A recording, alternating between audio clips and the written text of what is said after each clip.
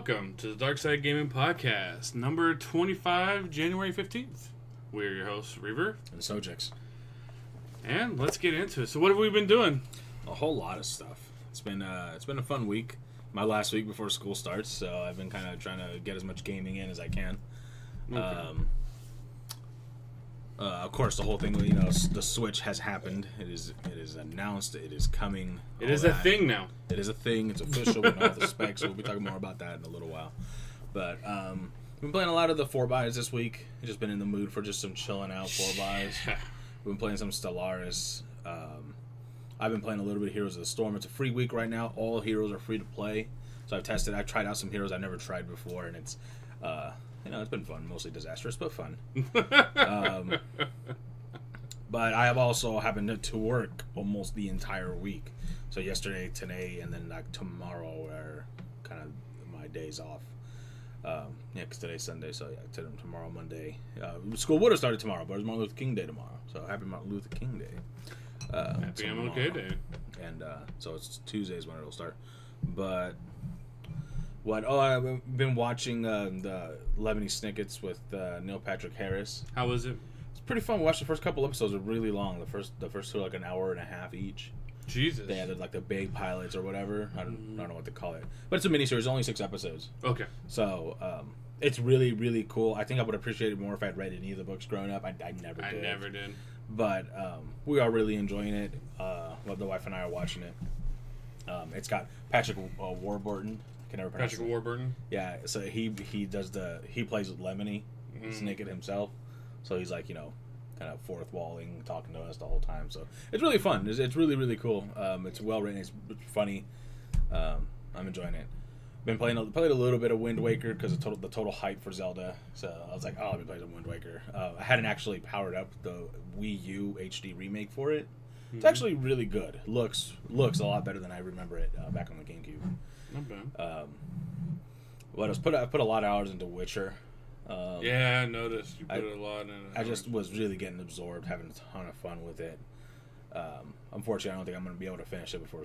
I'm definitely not going to be able to finish in the next day. No, because there's just so much to do in the game. However, I'm considering just doing the Blood and Wine DLC because you can choose to start the game, start the new game, and just you're geared and leveled, so you can just do that DLC.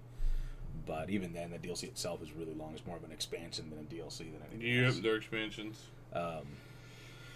But yeah. I also noticed that you played Endless Legend this morning. Oh, I was playing that a little bit this morning. Because I was being a little stalker. Because when I turned on Steam, it said that you went offline 3 minutes ago. I was like, what was he doing? So I clicked his profile and saw the last thing he played. The Stellaris, yeah.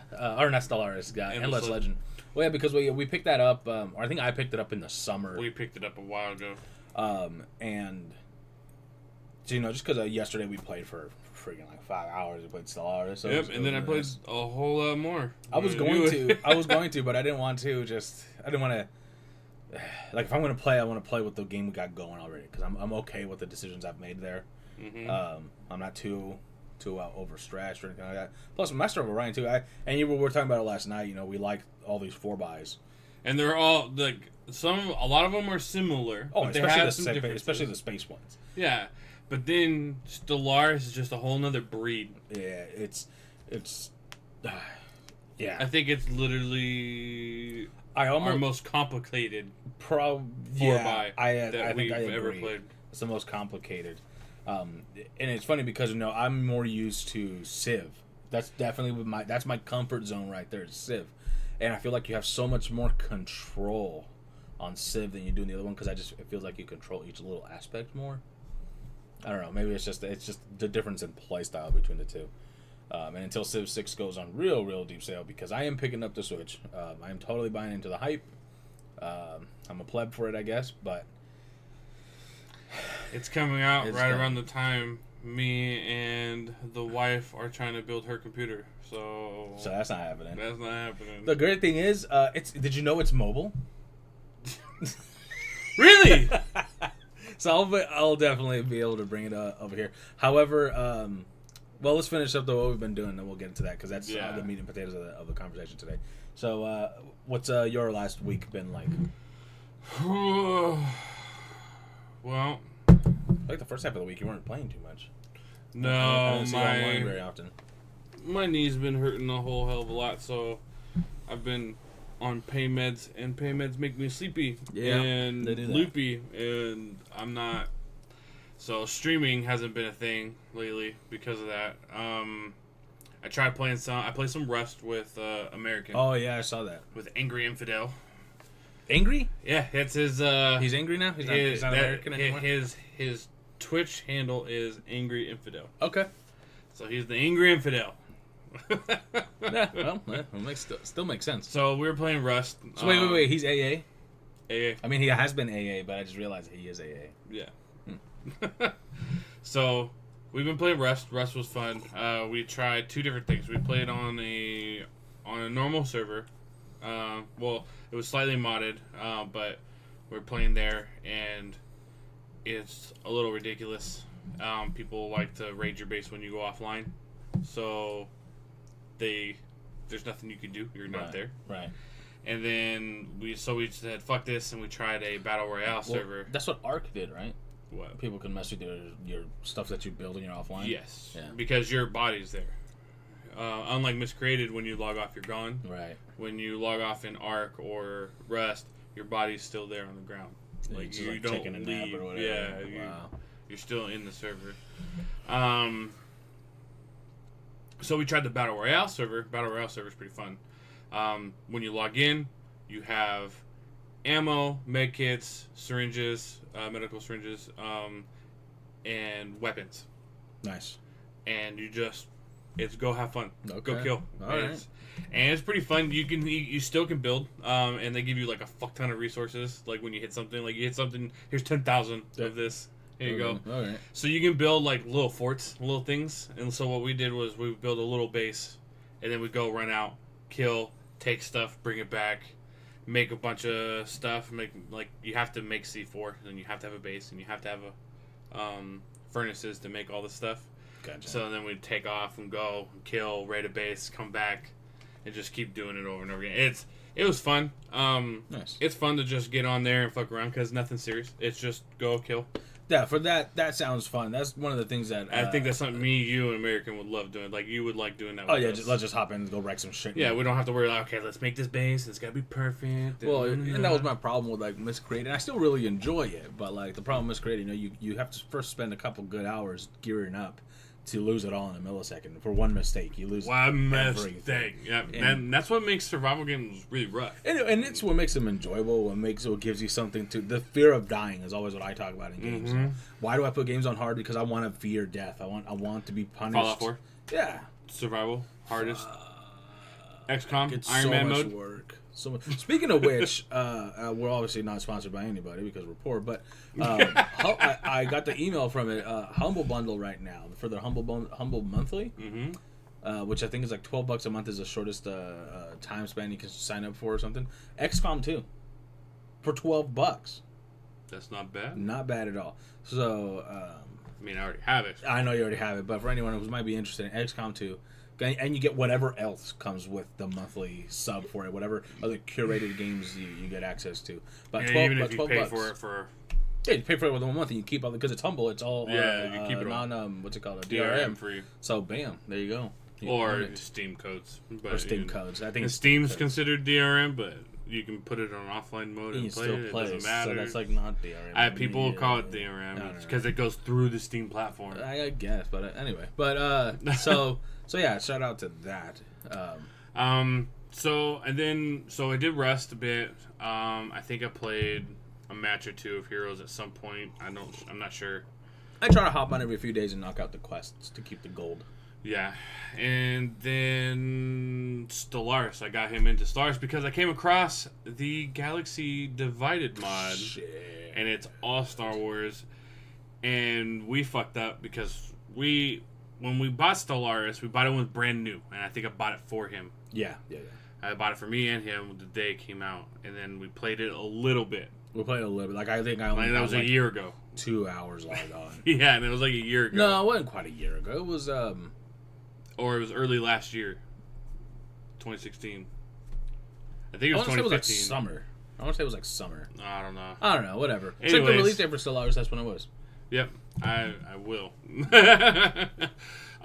So we got it. We played it a little bit, and then I was reading a lot of things, and they were like saying like the mid and late game, there's really nothing to do. The game needs a lot more. It was one of the things you got me for my birthday.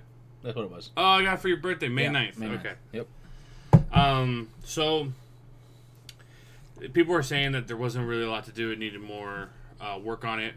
Paradox has been amazing with it. They've been putting a fuck ton of content out, free content. Yeah. Like I logged on, I was like, I don't remember all this shit. Yeah. I thought there was only like a handful of races, and then fuck. They put a lot out. There's like 2 DLCs. One you don't need at all. It's literally aesthetics, and then the other one is Leviathans, and it's only $10. Yeah. So it's not bad.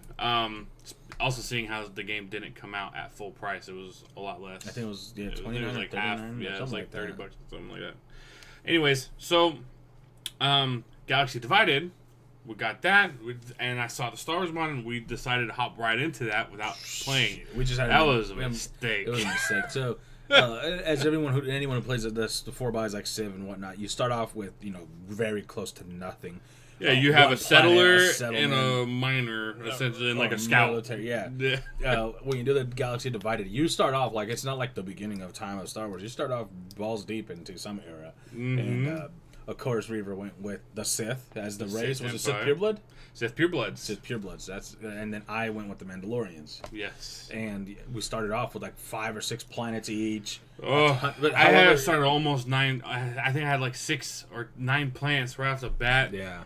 All kinds of shit happening. Like we spent like an hour with not even hitting play. It was all paused. We're still on turn 1. We're still on. Well, there's no turns in this. Month 1. Month 1. Yeah.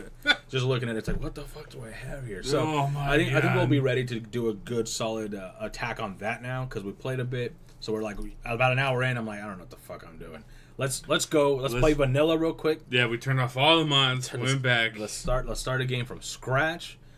Figure out what the fuck's going on in life and move from there. And we did played a few hours that way. And pro tip strategy. So I started a campaign just by myself. Started it last night and played some this morning before the podcast. I created a race, and I realize now why I created them. These fuckers are all research. Research all your shit real quick. Everything is super about research, physics. They're Scientists, yeah.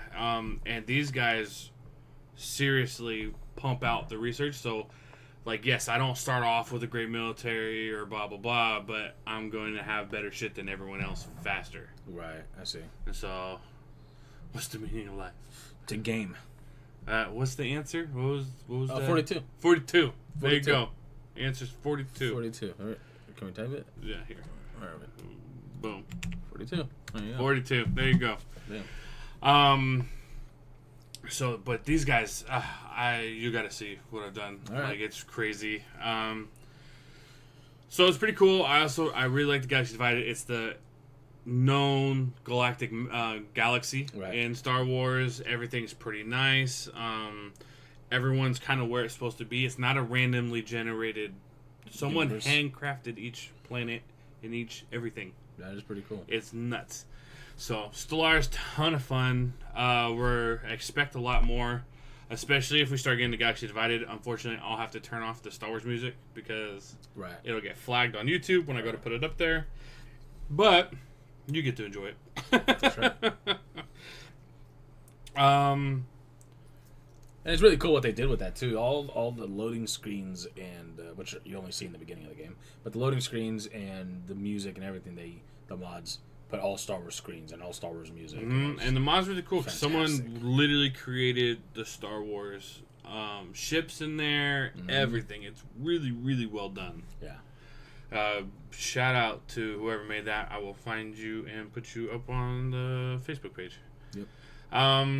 So other than that, I haven't really played that much. Just the Stellaris and Rust mainly so far. There's something I'm forgetting. I don't know. I can't remember what. I feel like there's something. Conan Exiles on the 31st. Can't wait for that. Conan Exiles, that'll be cool. Then For Honor, and then for you, the Switch, and then Mass Effect. Yeah. Mass Effect's later that month too. Yeah. In all reality, it's gonna be only the Switch that I'm gonna be able to pick up. It's and we'll see why, because we'll reveal the price point here. I'm sure everyone already knows. But, yeah. I wanted to try to do a state. So it was really funny. I was actually gonna call you that afternoon because I got off at I was getting off at 5:30 or 6 or whatever, and I was gonna give you a call. I was like, hey, why don't we live stream the Treehouse? Nintendo would have killed me. It would have killed us. Okay. Well, anyway, I was thinking of it. Nintendo would have slapped that down so quick. And I had a no call, no show, so I ended up having to work 11 hours that night. It was so fun, but no call, no show. Wow. I hate that. Like, you know, that's usually holiday shit, not fucking middle of January. But anyway, so moving on to the first big topic here. So let's get into the first topic. We're going to obviously talk about the GameCube. The GameCube. Nintendo Switch. Bam. Mark. And let's get in here where... Oh my goodness. Here we go, Switch. Here we go. Bam. That's a good one to start with there. Pull that. There we go. Okay, so... Official release date, March 3rd, 2017. I put 2107. Excellent. You did put... It's not coming out for 100 years. So it's not coming out for another 100 years, folks. Excellent. I mistyped there. Yeah. So, release date, March 3rd, 2017. MSRP? US dollars, $299.99. So, $300. Which, depending on your tax rate and my tax rate where I sell them, are $324.76, I think. Math. Something like that. So, there's going to be 2 bundles day one, which was the thing which I was honestly, that was one of my biggest surprises in the first few minutes of their thing. They're the exact same, except for what color the Joy-Cons are. The standard one is the one you see now on the screen, is the gray and black. And then let me see if I can find... Where did I put them? Here we go. Colors. Yeah, here. Let's bring this up. Boom. And the other one comes with... well, there's this one. There's this picture somewhere there. Oh, did I put it... Did I do Neon Switch? I might not have put it on there. That's okay. Accident. Well, yeah, anyway... yes, I did. You did. Cool. There we go. So yeah, that's the other bundle with the left and right Joy-Cons and red and blue respectively. Blue is left, red is right. I wonder if they did it on purpose.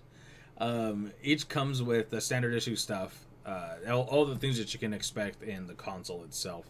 Obviously the Switch. I keep wanting to call it a tablet. I know technically it is, but it isn't. It's the console. It's the thing. The word choice is difficult on this just because... The Switch itself is the tablet. And they do call that the console. Yes. The dock is what it sits in. The dock is what it sits in. So it comes with the console, the Switch dock, left and right Joy-Con, wrist wraps, which this time they're actually useful. Now, the first time around, they were kind of useful, I guess, for like kids and not throw your crap all over the place. But the wrist wraps this time around... Here, I'm going to just remove these as we go through them, cool. So that way... Makes it so much easier. Yeah. And Joy-Con colors.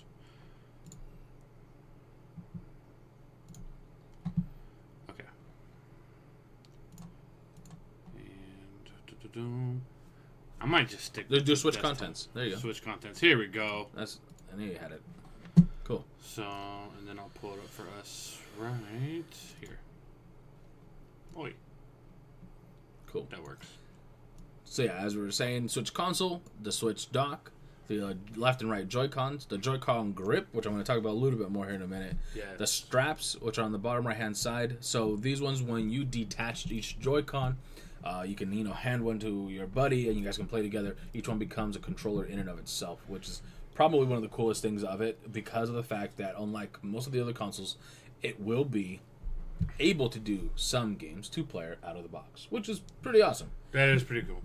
The wrist wrap kind of attaches over the sliding rail that it uses. That's the same one that it uses to attach to the Switch console, and it accentuates the what they call the SL and SR buttons for the top. So when you're holding it, you actually have, instead of having to reach in for the buttons, they're right on top. It feels a little bit more natural. And of course, the HDMI cable and the AC adapter. Now, one thing that I wanted to talk about with the Joy-Con grip, that is their interesting word choice that I love and hate Nintendo forever and ever. But you can, obviously, all of this is pre-orderable. The consoles are extremely difficult. My store got a certain amount allocated, and we were down to 1 by the end of the night. We did extremely well with it. And however, Reggie, what's his name? Reggie Gigas was like that there will not be a shortage this time around with the Switch. However, those exact words he used in terms of the amiibos, and it took 2 years for us to get that constant replenishment of amiibos that he claimed that we were going to have.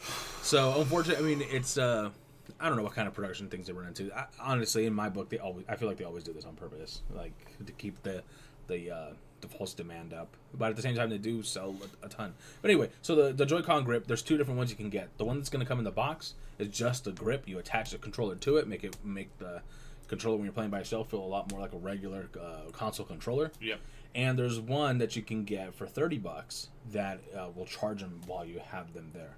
Oh, that's dope. So that means that the console's going to have its own battery source, obviously, and I knew the other ones are going to have their battery sources too, but that means that the Joy-Cons are rechargeable out of the box. We're not going to have to deal with batteries at all with this console, which is first a plus. First for Nintendo. Well, I guess the Wii U, the tablet was rechargeable, so... Yeah. But batteries now, they can keep making them smaller and smaller, and fairly well efficient. Yep, we're getting there. Everything. And that's what's in the box. Those are kind of the obvious details about what's going on with it. Type-C. Yeah. They go so, yeah, looks like the Switch console is going to be charged. That's not proprietary. It looks like it's going to be the USB Type-C. Let's look at Switch front, I think. Okay, hold on. Boom. Get that down there. And Switch front right there. I think this one. Yeah, so we'll start with that. And then I'll pull it up right here for us. Switch front. Boom. So this is kind of the analytical breakdown of what's going on. It's. I mean, we were fairly confirmed before that it was going to be game cards this time around, which means. Oh, I just learned this morning because we wrote this up yesterday. The Switch is going to be is going to be out of the box, ready to handle up to 2 terabytes on an SD card. That's nice. And we were talking about this the other day. When me and Sojex were talking about their use of doing flash memory instead, it's a smart choice. It's a great choice. Mm-hmm. They make terabyte cards now that are like that big. Yeah. I mean, they're really expensive for the terabytes, but the flash memory is dropping in price constantly and so fast that within another year, maybe less, those 1 terabyte flash storage is going to be cheap. Well, not cheap, but cheaper. Way cheaper. Yeah. So, but yeah, so it's going to come with an onboard memory of 32 gigabytes. So, really, really disappointed with the extremely low memory that comes built on. Here's the thing. On memory. How big are these games? Actually, I do have an answer. Breath of the Wild is about 16 gigs. Does it even need to be onto the console, or is it going to be in the game? It does not install. So there you go. So it doesn't matter. So here's where it matters, because I saw a leaked picture of, not a leaked picture, like virtual console of their UI. Stuff is going to matter. Yeah, virtual, but they're going to make all their Switch games downloadable day one too. Okay. So with big games like Breath of the Wild, that was going to be they said half of the memory. So I don't know if they mean half of the 32 or half of the available memory after the system has its format memory set aside. Which I've always thought is stupid. Why not make it just slightly bigger and then give us a full 32 gig? Whatever. It's so stupid. But, and that's just everybody. That's not just Nintendo. That's every fucking thing in the world. But yeah, their game cards comes with an audio jack. Fuck you, Apple. And and it's right up top next to the game card slot. One of my biggest things that when I saw this is something that I don't think anyone would ever pay attention to, but I love this front-facing speakers. Front-facing speakers on this goddamn thing. Now, given you probably don't have too many options in this thing since the controllers go on each side, Yeah, but you could have put it behind. My phone has a speaker on the goddamn back. So does mine. You know? I fucking hate it. I don't understand. It's stupid. Especially phone companies. I don't understand why you don't put front-facing speakers. Why put them away from me? God, so stupid. But this is doing front-facing speakers. So when you're on the go, bam, play. I mean, you're probably going to wear headphones in general. But it'll be cool to not have to. Because if I'm like chilling in the car waiting for my next class or whatever, and I'm by myself, I know my sound isn't going to bother anybody. I won't wear the headphones unless I got some really good headphones on me. Mm-hmm. But anyway, it is multi-touch screen. The volume buttons are sitting on the top, power buttons sitting on the top. Nothing too groundbreaking there. It is going to have a brightness sensor built in, which is kind of nice. So you won't have to manually change the brightness setting all the time. Mm-hmm. I do like the fact. I'm really glad that Nintendo decided to go back to cartridges. I think it's a super smart move. I honestly think that if/when we get new consoles, they might go back to cartridges just because the tech is there. The flash memory is at that point where there's no need for CDs, Blu-rays anymore. No, we don't need them. These are so much more durable. I mean, when's the last time a DS game went bad? Yeah. Like, at my store, at my company, we sell the warranties. Your biggest concern is you lose the fucking thing. You lose it, which sucks, because these are $60 games. So your main AAA titles. But, oh no, I dropped it on the ground. Let me pick it right back up. I didn't scratch nothing. No. However, I will say the pins on them can get scratched and stop working properly. It's extremely unlikely, though. And then the only other thing, like I said, is losing it or swallowing it. Oh, I left it in my pocket and I washed my pants. I dropped it in my bag of M&Ms and I accidentally ate it. I mean, that's possible. I'm sorry, sir. We don't cover gastrointestinal damage. Nah, it's just, when's the last time working at retail, when we both worked, I've never heard of someone coming in going, oh, I lost my card, so I'm here to buy another game.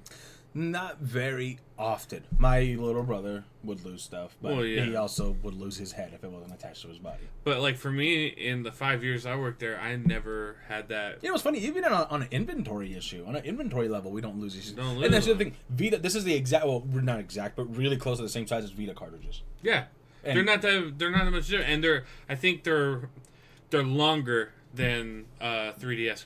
They're longer, not as wide. Not as wide. Which unfortunately dashes my hopes for any kind of backwards compatibility for 3DS games. Why? It wasn't going to work anyway. I now, thinking more about it than just the surface level of wanting backwards compatibility. The other day I had a she probably wasn't quite middle aged, but she was older than us, well, at least older than me. She was talking about why things aren't backwards compatible and blah blah blah. Like honestly being angry. I'm like, well, man, first of all, I don't make these things. Secondly, get a PC because everything's backwards compatible technically. And three, I'm like, backwards compatibility became a thing in the recent years. Yeah. It's people wanting everything. Your Nintendo games didn't work on your Super Nintendo. Your Super Nintendo games didn't work on your GameCube or your 64. No. Like, stop whining. Stop whining. Stop whining. So it's 6.2-inch screen, multi-touch capacitive touch screen. You can display resolution of people who just pointed out this, a 1280 by 720. That's like actual tapping. Like, so if I grabbed this and tapped the screen, it works. Right. So it's not heat sensitive. Right. Good. Thank God. Yeah, because then you can be cold and wear gloves and whatever. Yeah, you wear gloves and you can't fucking use it. And it is only a 720 resolution. However, here's my thing. And I know you know this to be true it's from my perspective. The in mobile mode, right? It's 720. Right. And this is what a lot of people are going to nitpick at it for. I think for as far as where it stands as a console, I think you don't need 1080 that small. That's exactly my point. So I told this to a customer. Fuck out it's only going to be 720. I'm like, dude. I'm like, it's 6.2 inches. I'm like, if you could tell the difference, you should see a scientist because you're a marvel of nature. Like, they make phones that are like 1440p and shit. It's like, why? Dude, you really don't need it. Your text message isn't that important. No. You can save that tweet for later. It's fucking pointless. Battery life is, unfortunately, a little less than I was hoping for. There's really wild estimates that are kind of all over the floor with this, but the lowest I've heard is 2.5. 2.5 hours. Yes, the highest I've heard is 6.5 hours. So now, by Nintendo's own words, they say a game like Legend of Zelda: Breath of the Wild, you can expect about 3.5 hours. It is dependent on how hard your CPU is working, which makes sense. Makes sense. And it depends on how hard how much strain you're putting on it. I'm gonna guess that Skyrim is that 2.5 hour mark. Probably. Whereas lower intensive games like Has-Been Heroes is probably gonna be closer to that 6 hour mark. Yeah. Or when Pokemon comes out, because Pokemon's not grabbing anything virtual console, more likely. Anything virtual console probably will run for a good amount of time. And then I highly expect to start seeing some like PvP battery products packs. where it's like here's a battery pack and it plugs in via what's Type-C. called Mofi juice or Moji juice or whatever. I don't even know. Like they make them for phones, and they make a case that you recharge this item, this accessory, and you plug it onto the phone. And it's like a case slashing, so you can turn it on, give it juice, turn it off. I fully expect we'll see something like that in the near future. Oh yeah. It won't be long, I guarantee it. Oh yeah, no. Like because that's gonna be a sticking point for Nintendo too. Is people going, well, the battery life. What's the fucking point of having it mobile? But honestly, like 3 hours mobile, that's not bad. I mean, bad. for what you get, like taking Breath of the Wild. Playing it for 3.5 hours. For me, like that's going to be probably the on the extremely high scale of how much I'll play on the go, not at home. Mm-hmm. Because for me, on the go is also going to apply where I'm cocooning my ass in my bed, and I don't want to be out in the living room by my TV. I'm like, nope, we're playing Breath of the Wild under the covers down here by my damn self. But and that's why they're also selling. So one thing that I have to commend them on, usually some of my complaints with system launches are accessory availability. There's usually only a couple things, or they haven't made that yet. In our lookup systems, you type pound, not fucking hashtag, it's a goddamn pound sign. Pound. Type in whatever. hashtag, and I would look at people. Pound. I'd say pound. I'd purposely confuse them all. Shift 3 pound. But anyway, you search Switch, accessories, bam, bam. There's tons of shit. A lot of it's going to be useless, and it's cool for people who wanted skins and whatnot. Tons of different options for traveling cases. There's like 5 different Zelda ones. And a bunch of different colors. I was really, really lucky and was able to get the middle version of the Legend of Zelda Breath of the Wild Collection Edition. So it comes with the carrying case, and it comes with the Shiaka Eye on it. I'm super fucking stoked. Yeah, there has never been a collection edition in America for Legend of Zelda. Nope. Never. If ever somehow an opportunity comes up for me to get the Master Sword one, I'm going to buy it. I think they missed the mark, though. Their little game card should have been solid gold colored. You're 100% correct, especially because this is the 25th anniversary of Zelda. It's 25th anniversary. They should have just solid gold. Watch them surprise us. It's gold in the box. Oh, God. Oh, man. I will shit my pants. It would be great. I'm not talking about the game card itself. It should have just been gold, especially since they're going back to a flash-based memory. Yeah. And you can color you have to remember, way back Nintendo, that was flash-based memory. Yeah. It was all flash-based. Yep. So, this isn't new tech. No. It's new tech in the fact that we have technology to compress in there. Yeah. Not bytes. Yeah, bytes. There's one of my father. That's the other thing I was talking about. So 32 gigs, like all your shit's going to be on the game card. Yes. Then you're going to have these games and say your virtual console stuff. Those are all bytes. Oh, yeah. You could probably have the entire library of Nintendo and Super Nintendo and not use up 32 gigs. I can tell you, as personal, I have my Wii U was a deluxe edition, so it came with 32 gigabytes. Mm-hmm. I have Super Smash Brothers, none of the DLC. I have Mario Kart, all its DLC, Mario Kart 8. Mario Kart 8's not installed, sorry, that's on the disc. Well, I guess, which then some of it's installed. But Splatoon installed, and I still have plenty of space. I got Super Metroid on there. A couple smaller things, nothing crazy. And then the other thing is micro SD cards. The micro SD XCs. Sexies. They're not expensive. Go out and buy some right now before the console comes out. They're gonna inflate it a little bit. they're gonna get inflated a little bit. Plus or minus, a few weeks and everything. Lightmate does not have 128. It's gonna be able to use up to 2 terabytes. Yeah, I saw that confirmed by them. It's gonna be able to read up to 2 terabytes once those are out. Not that they don't exist yet, but when they do. It's gonna go up to 2 terabytes. Yeah, that was confirmed like yesterday. Yeah, I think I read it this morning. Could have been yesterday. Yeah. But that's kind of where we are with that. Let's look at it from the back. Okay, back one. Let's see the back of that. Where you at? Switch front. Down. Bring that down. Switch back. Cool. Boom, and then bam. So not a whole lot to look at back here. Its micro SD card slot is in the back under the stand, which is kind of interesting. I like it there. Yeah, it's a little safer. It's USB-C type connector. I'm hoping that we'll be able to charge it off of like car chargers and stuff like that. It's going to depend on its voltage. Should be able to. It's not proprietary. No. Which is I'm fucking super nice. Excited. Which means, anything I have will start using it. Yeah. So not a whole hell of a lot to look at back here, but it is cool, really cool that it comes with a built-in stand, so you're not going to have to worry about buying a case with a stand sort of thing. It is super interesting to me, though, that they put the stand on the side instead of the middle. I know that the weight probably works out fine, but it's probably heavier on that side. It's just funny to me. It is interesting. Slap it in the middle where it would have the most stability. That is an interesting choice. You're right. But because I always seen it and like boom, like you know what? It might have been a design. It might have been a design problem in general because probably the way it sits in the cradle, it probably needs whatever port is in the bottom. Mm-hmm. So and the Type-C connection right in the middle. Yeah.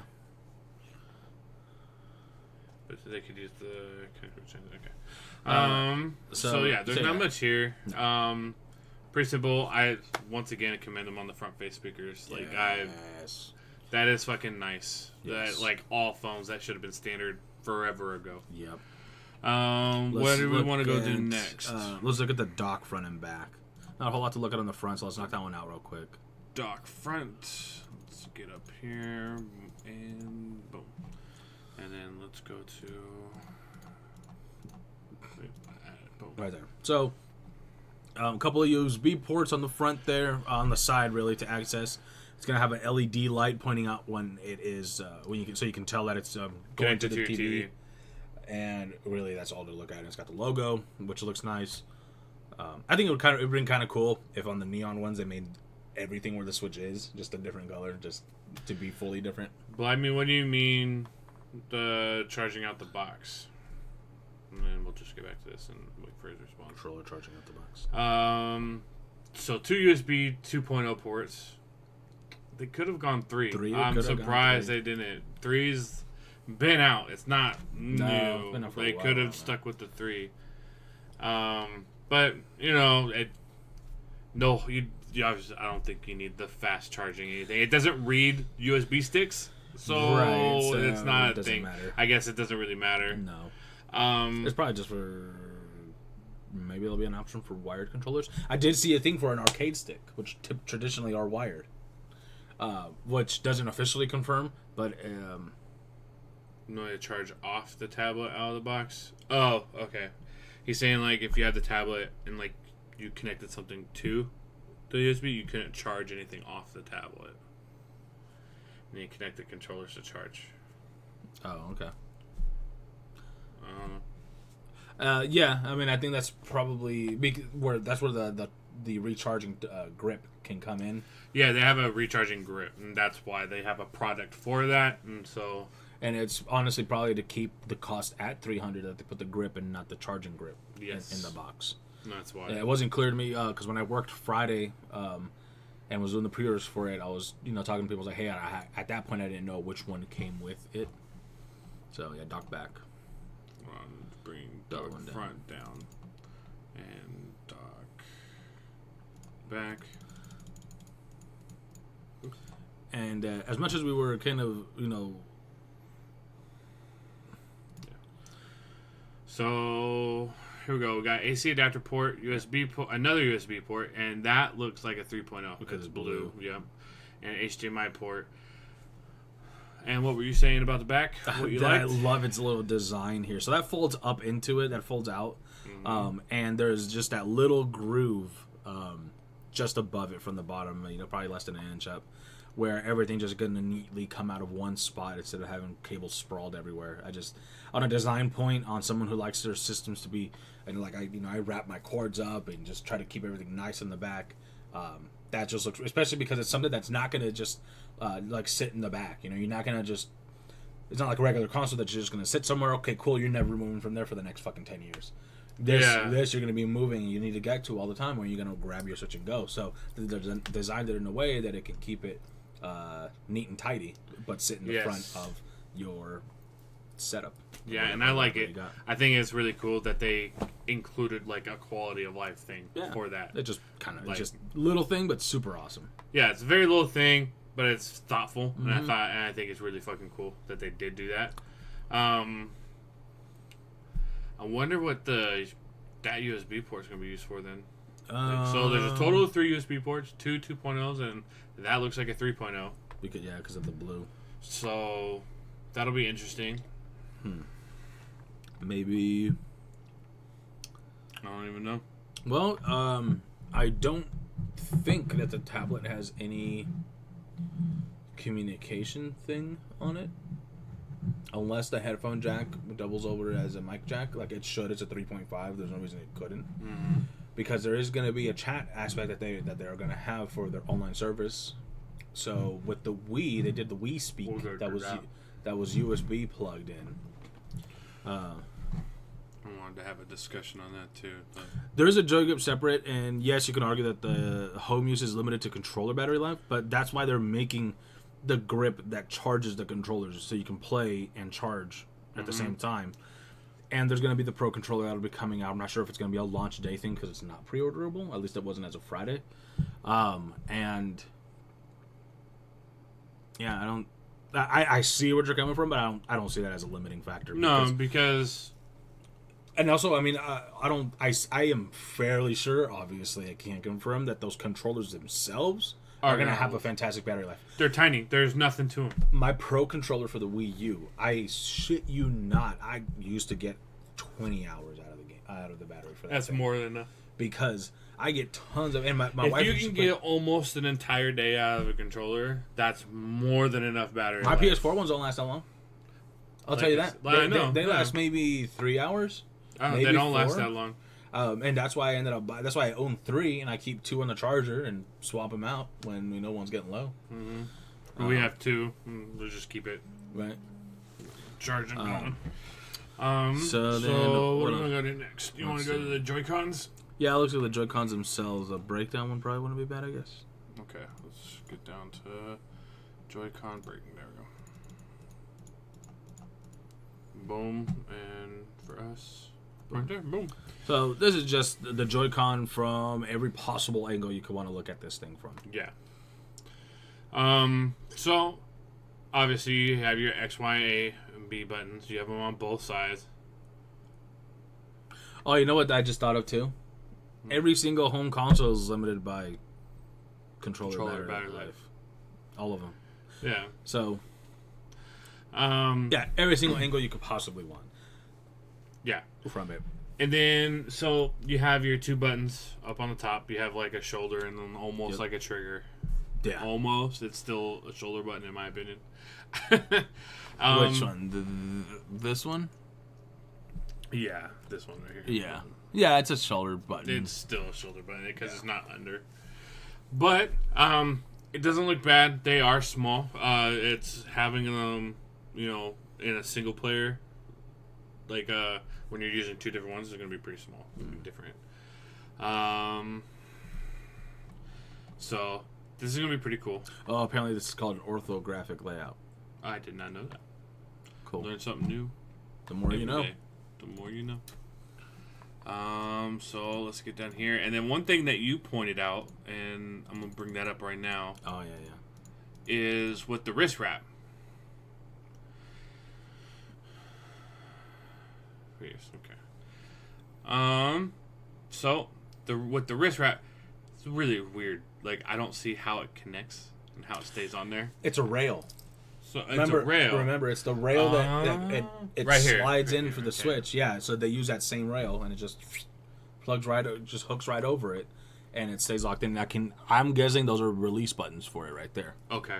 The little silver. That little silver button part right there. I mean, it might not be. So one thing that Sojix pointed out was that the wrist wrap actually accentuates the SL and SR buttons at the top. At the top. Yeah. Okay, so I actually got the wrong picture. No, that's fine though. You can see them. You see those buttons right there. Okay. Yeah, it's those. It's these silver buttons. These are buttons right here. I did not know those were buttons. Yep.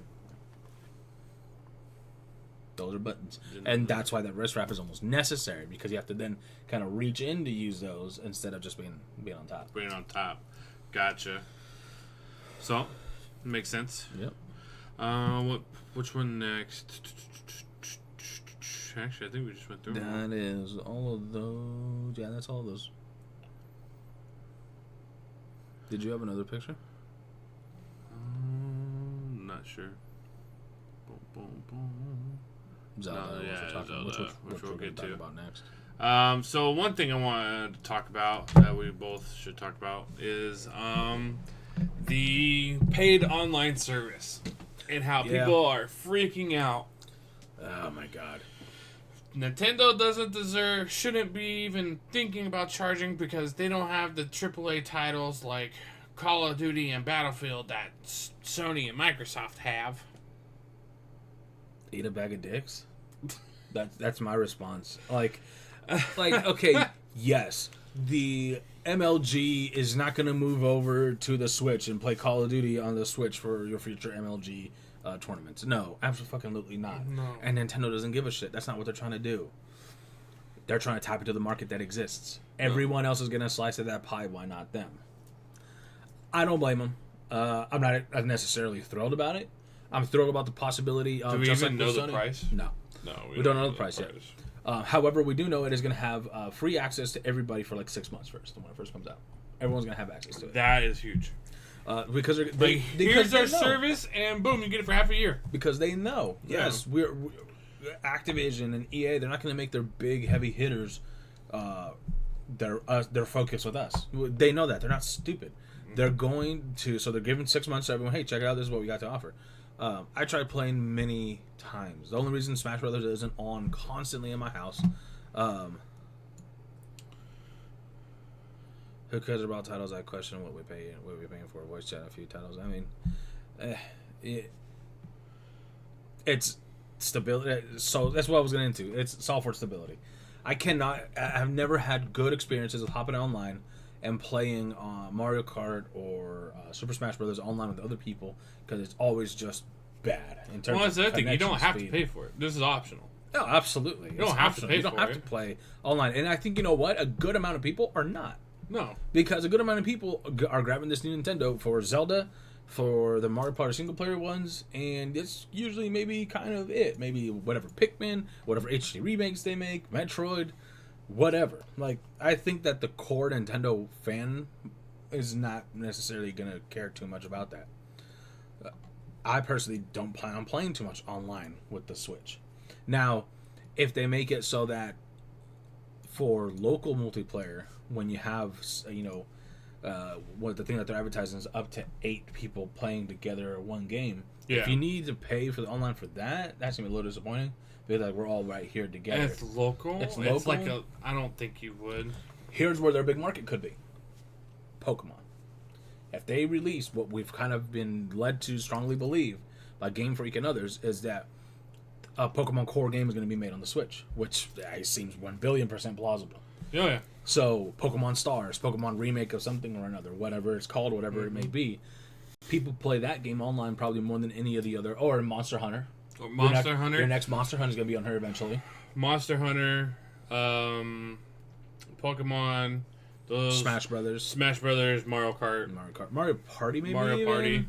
Yeah, maybe, but those are going to be your. Those are going to be like your biggest online. And ones. if there's any of the main games, like Street Fighter would be big for playing and everything like that.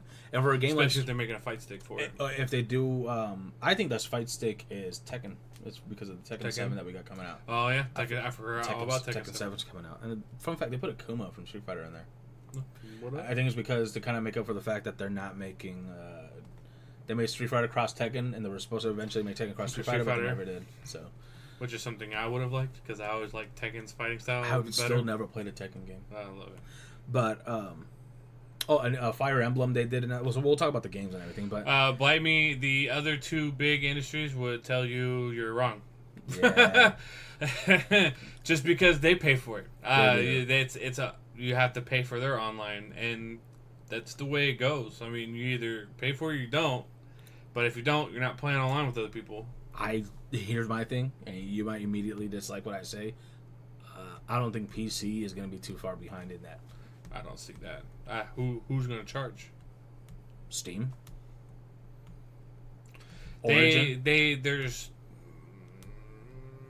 I don't see it as an impossibility. Do you see it as impossible?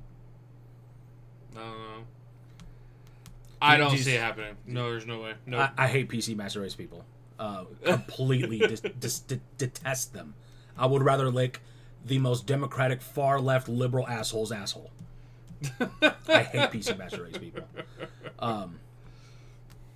But I don't see it as impossible. I would be willing to bet that we will see paid. Well, you're blind.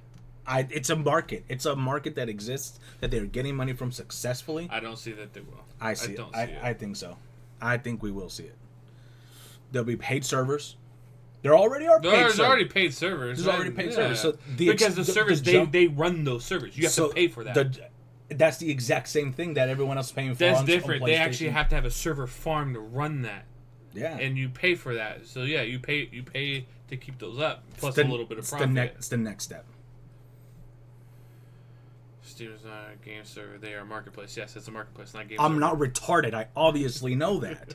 I'm saying those are the kind of places that can build a market for it. It's a market.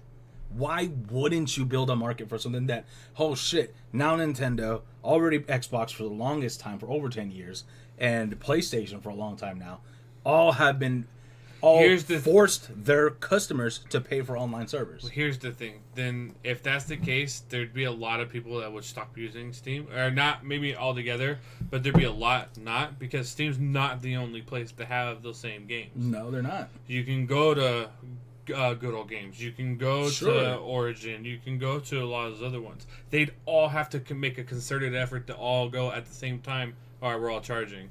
And then they all have their own separate fucking things, and that'd be ridiculous. I don't see with it the right happening. sponsorships. You put people like Twitch, you put people like Google, Amazon, whoever, all these people behind these big ones that all the big attractions that things do, like your big MLG tournaments, all that kind of stuff. You put all them behind it. You put all the juggernauts behind it.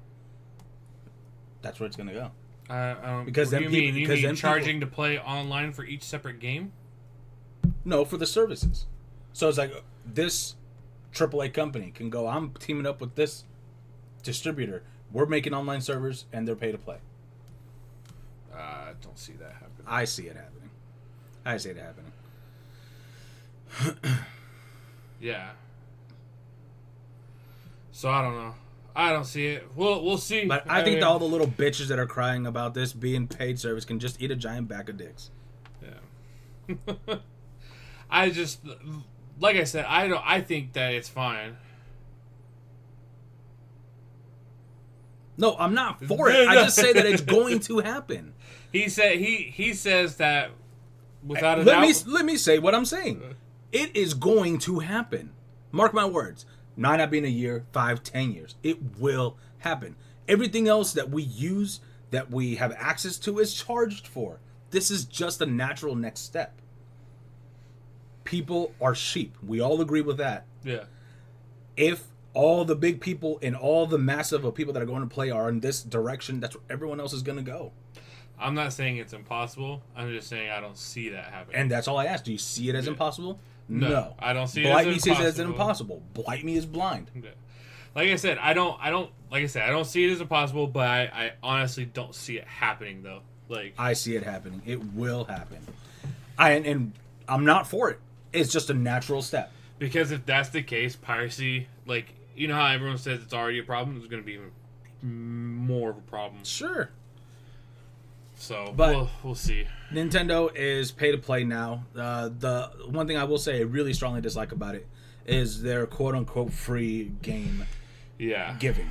PlayStation and Xbox make up for their charging by giving you free shit. PlayStation was the first one to pave that road. As long as you keep the service. Yeah. As long as you keep the service. You keep the game. You keep the game. And whereas Nintendo is like, you get to play it for a month.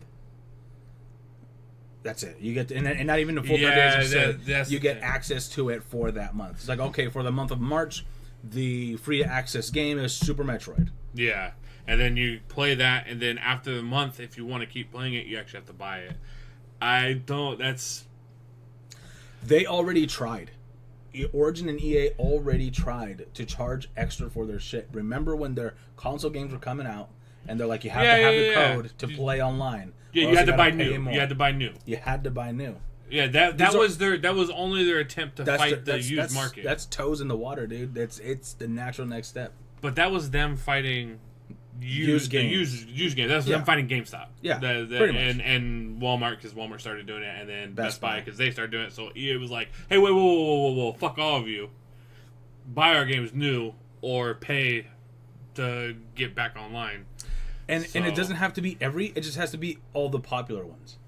It doesn't have to be every. It has to be just the big ones who have all the big. It has to be your. I mean, Blizzard already charges to play. Well, Call of Duty's not big on PC at all. No. The amount of people that play that is tiny. It would need you would need Valve to charge for Counter-Strike, and I don't see that happening. Because that's the biggest game. I don't understand how people play a fucking old ass game like that. It looks like shit. People, it fluctuate as the top stream on fucking Twitch. So I don't get it. A lot of us don't. I don't get it, but a lot of people play it. Garbage. And then there's League. You would have to have. Well, League's not even on Steam. That's a whole nother thing. No. So I don't know. You would need those big PC games, not because at one point in time, on his little island across the world, there was people who were saying, no, the Colonials will never break away from us. It'll never happen. Never. Like I said, I'm not saying never. I already know not to say never. I'm mostly shooting at Blight Me. Yeah. That you only described fucking 90% every of the game games. Ever. So you didn't help your case, Blight Me. I'm sorry. I'm trying to. What case? I'm trying, but. You're right. There's nothing else. But that's every shooter ever. We're getting off track. Yeah. But back to Nintendo and back with their monthly games. I don't see where Nintendo's trying to go with that. Are they trying to get you to go, hey, check out this game? Here's the thing: if they do a small single player game, a month's probably all you need with it. You don't need to buy it afterwards. No, but it depends on the kind of game. So if it's something like, it's like what's a good example? I mean, something any old game that people like to replay over. So Super Mario Brothers 1. You play it once, and it's a single player game. You can play 2-player, whatever. But they have some. I can't tell you how many times I've fucking played that. Yeah, you know, and it's good, and it's kind of thing that if it ever becomes purchasable, I'll probably want to buy it because sometimes you just want to platform a little bit, and you don't want to do anything super crazy. I just don't like it because I feel like it's.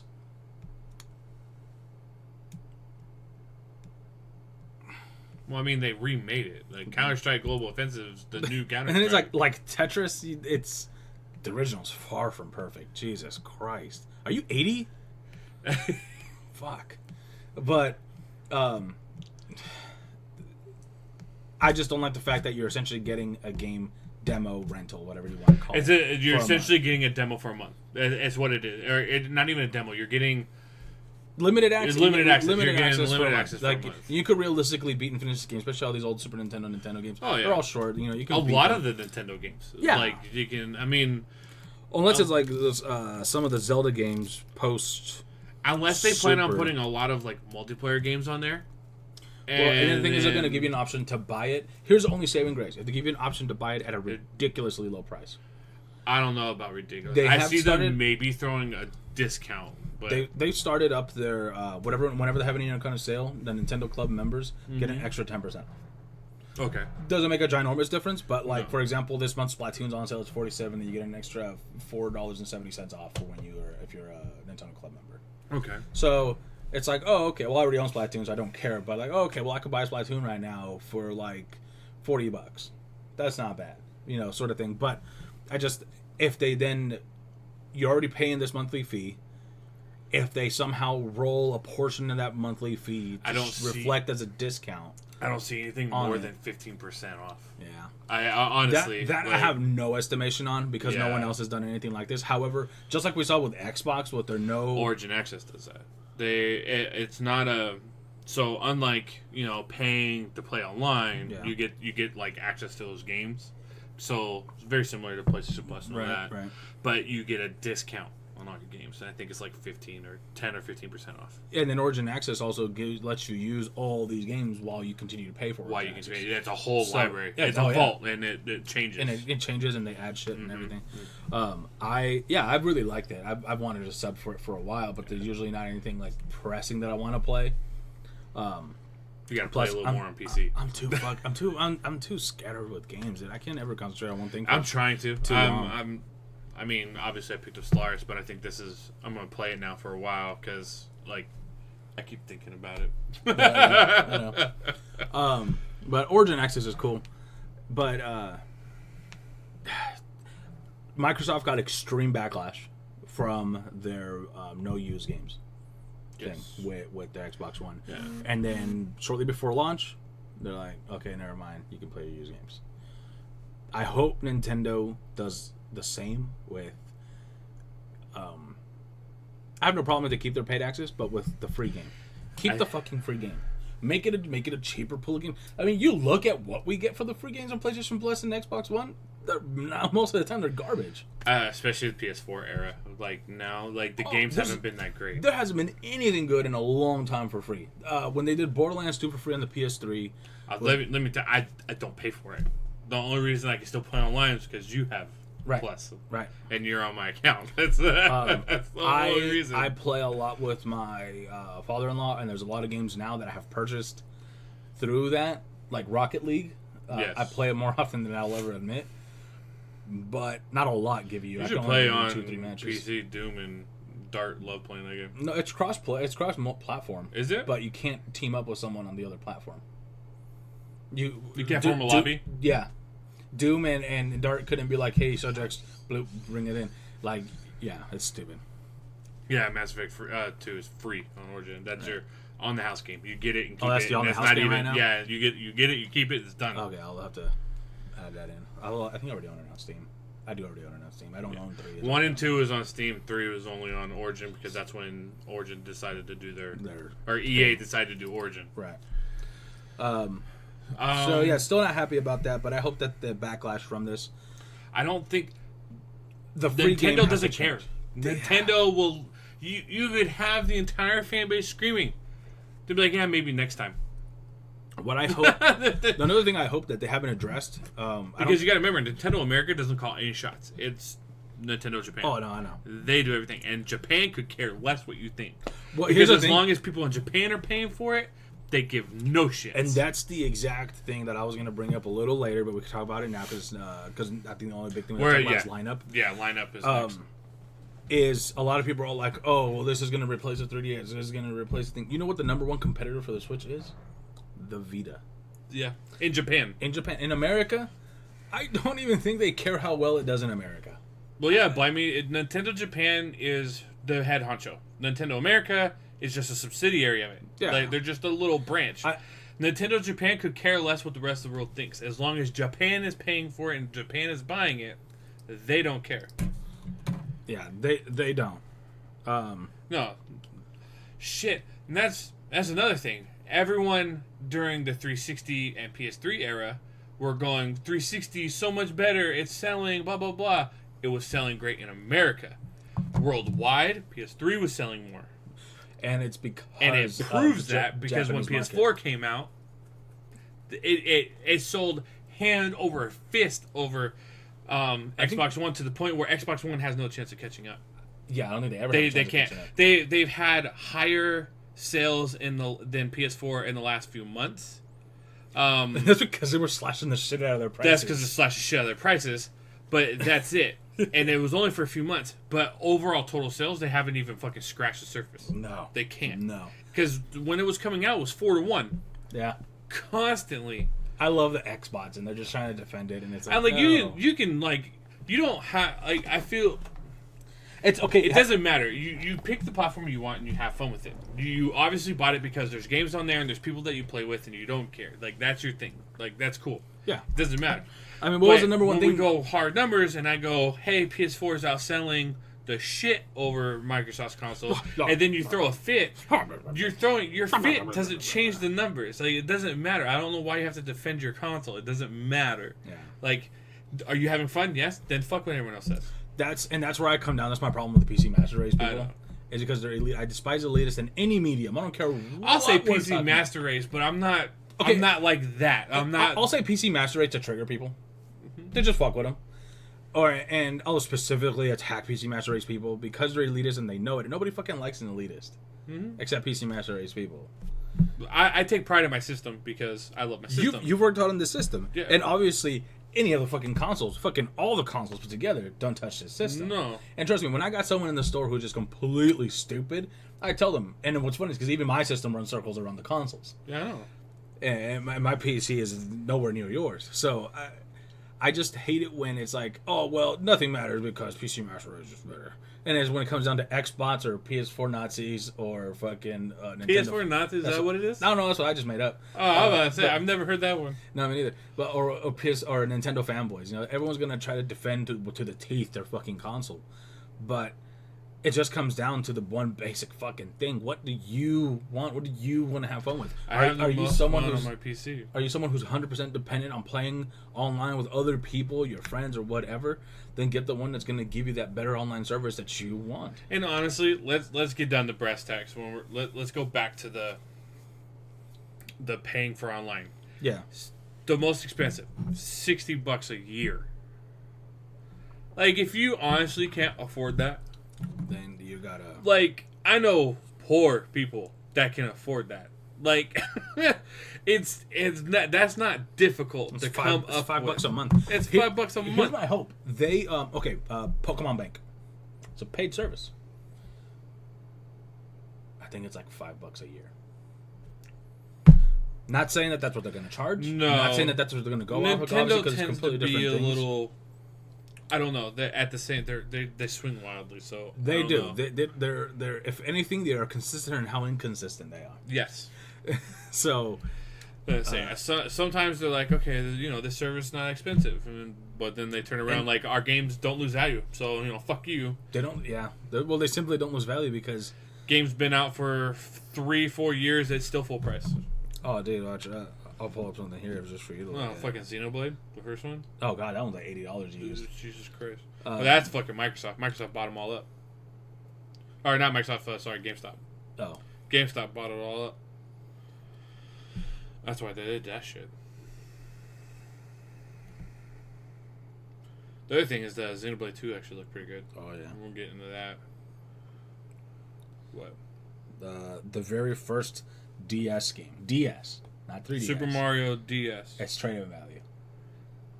It's That's fucking still high. almost $19 trading value on a game that came out in like 2005, 2004, something like that. You know how much you guys sell it for?